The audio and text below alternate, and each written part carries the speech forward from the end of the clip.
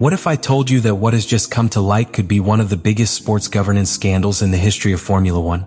What would you think if I showed you evidence that the FIA may have deliberately protected a driver, or worse still, that its decisions depend more on the political context than the regulations? Stay, because the leaked Brazil 2025 report reveals more than we ever imagined. It all started at the Interlagos circuit, in the heart of Brazil.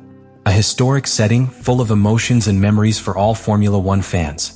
But in this 2025 edition, history would not be written by an epic victory or a brilliant strategic battle. History, unfortunately, would be tainted by controversy and suspicion. It was Friday, qualifying day for the sprint race. The tension could already be cut with a knife in the paddock. The weather was dry, the track was fast, and the margins between the drivers were minimal. At Ferrari, there was a mixture of pressure and enthusiasm. Hamilton needed a good result to establish himself as the new leader of the team after his surprising signing, while Leclerc tried to show that he was still the internal favorite. And then the first big incident occurred.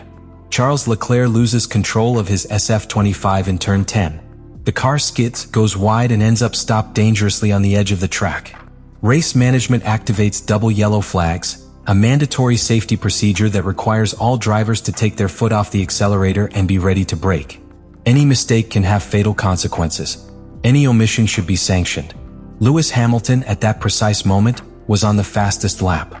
He crossed the sector where the flags were active, just after his partner's mistake. According to the initial accusation, he did not reduce his speed sufficiently. That, according to the regulations, implied a clear penalty, 5 places on the starting grid for the sprint. An automatic, objective sanction with no room for interpretation, at least on paper. But what came next lit the fuse of controversy. The sports stewards analyzed the telemetry, the onboard images, and summoned Hamilton to testify. In his defense, the British pilot explained that he did not see the yellow light. And surprisingly, the car's cameras backed up his testimony. The visual signal was only activated for a fraction of a second before he passed the warning point. His gaze, focused on the apex of the curve, did not detect the flash. However, there were more elements at play. Hamilton would have seen Leclerc's Ferrari stopped on the right of the track, and ahead, a green light. In short, an area with contradictory indications. Telemetry was key. The data showed that Hamilton did not accelerate normally when passing through the affected area, but he also did not clearly take his foot off the accelerator. It was an ambiguous response, far from the speed reduction required by the regulations. In other words, it did not strictly comply with the rule, although it did not flagrantly violate it either. An ideal scenario for a regulatory sanction. And yet, there was no such punishment. The stewards chose to impose only an official warning, the first of the season for the 7-time world champion. The explanation was that, in previous similar cases, the FIA had also issued only one warning, citing the need to maintain consistency in the application of the regulations. A phrase that, far from calming the waters, fueled indignation. Because that consistency had been applied to very few drivers in similar circumstances, and never to one with as much media and political weight as Hamilton. At that moment, in the corridors of the paddock, rumors began to spread. Some engineers whispered that the decision had been political.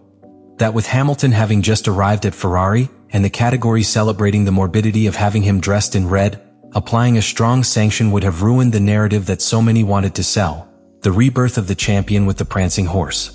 It didn't take long for the media to raise their eyebrows.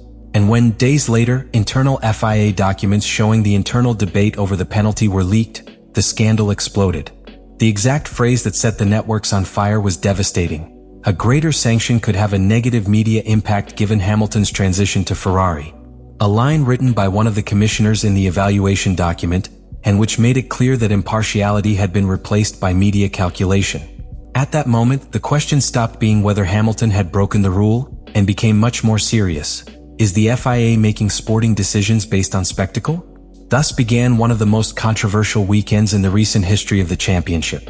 Not because of what happened on the track, but because of what was brewing in the shadows in closed offices, with leaked documents and decisions that, according to many, compromised the integrity of the sport. Sunday dawned with a dense, almost electric air at the Interlagos circuit. The fans knew that they were facing a crucial race, but no one imagined that they would witness the epicenter of a storm that would call into question the credibility of the entire structure that governs Formula One. What should have been a day of redemption for Lewis Hamilton became the trigger for one of the darkest episodes in the recent history of the championship. From the formation lap, the atmosphere at Ferrari was tense. The engineers analyzed every last bit of information about the SF25, aware that the car still did not deliver the balance promised by Maranello. Hamilton started from 13th position, far from what he expected after a weekend full of interruptions and controversial decisions. The Briton needed to come back not only for the points, but to demonstrate that Friday's sanction had not broken his competitive spirit. But the race, from the first meter, was responsible for erasing any possibility of redemption. In the first corner, chaos. Carlos Sainz, with his Williams, lightly touches the rear of Ferrari number 44. The blow does not seem serious, but it is enough to destabilize the balance of the car and damage the diffuser. Hamilton reports it immediately: the rear end is not stable. The phrase, captured on the radio, was the prelude of what was to come. Because that car with compromised aerodynamic flow would become a time bomb. Despite the damage, Hamilton tries to maintain the pace. He defends himself, pushes, looks for spaces. But Interlagos does not forgive mistakes, especially when the car does not respond. At the end of the first lap, as he approached the main straight, he meets Franco Colapinto, the young Argentine Alpine driver. Colapinto exits the last corner a little slowly after making a small mistake, and Hamilton, determined to take advantage of the momentum of the DRS, attempts to overtake on the outside. They both change lines in fractions of a second, and then it happens. Contact. The Ferrari's right front tire touches the Alpine's left rear tire.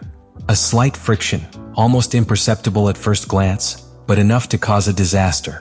The front wing of Hamilton's car comes off completely and becomes stuck under the floor of the car. In an instant, the Ferrari loses all stability. The downforce drops, the car vibrates violently, and Hamilton struggles to keep it on the track as chunks of carbon fiber fly in all directions. The box orders him to enter immediately, but the damage is already irreversible. While the mechanics work frantically in the pits, race management announces the investigation into the incident. And this is where the story changes tone. The commissioners, after reviewing the onboard cameras, aerial recordings and telemetry data, conclude that Hamilton is fully responsible for the contact. The sanction comes minutes later, a 5-second penalty. Not 10, as the regulations establish in cases where a pilot causes an avoidable collision. Confusion reigns on the Ferrari wall. The engineers know that the race is already lost, but what no one understands is the reason behind the reduced penalty. The official explanation maintains that the extenuating circumstances and the loss of performance of the car already represented significant harm to the offending driver. In other words, he was punished, but with compassion. An unprecedented and dangerous interpretation of the regulations. Hamilton can't believe it. He comes on the radio with a mixture of anger and resignation. This is a joke. A complete joke. The car moved and now they say it's my fault. His voice sounds broken, as if he understood that the decision was already written long before the crash. But what seemed like a simple momentary frustration ended up becoming the public outbreak of a crisis. The international media began to react even before the end of the race. The inconsistency between Saturday's report, where leniency was applied due to consistency with precedents, and Sunday's sanction, much more arbitrary, generated a wave of suspicion. Some analysts highlighted a clear pattern. The FIA seemed to improvise Hamilton's penalties based on the media context. If the Briton made a minor mistake, he was forgiven to protect the narrative of his Ferrari debut. If the incident could compromise the reputation of the FIA, it was penalized, but with a symbolic sanction, as if it were a damage control operation. Hours after the Grand Prix, a fragment of the internal report that the stewards wrote during the race was leaked. In it, one sentence stood out above all. The 10-second penalty would be excessive considering the magnitude of the damage suffered by car 44 and the need to maintain media fairness before the international public. That expression, media equity, unleashed an earthquake. What exactly did that mean? Since when did sports decisions consider the media impact? The term became a global trend. Social media exploded. Retired drivers, specialized journalists and sports law experts agreed on one point. The FIA had crossed an invisible line.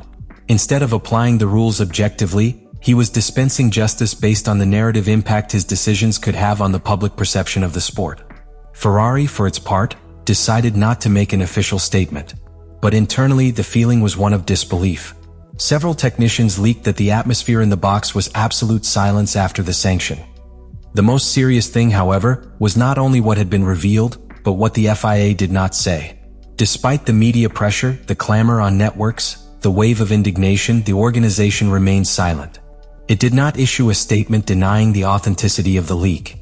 He did not deny the phrases attributed to his commissioners. He did not announce an internal investigation to clarify what happened. His position was omission. And in politics, as in sport, silence also communicates. Leave us in the comments what you think about all this.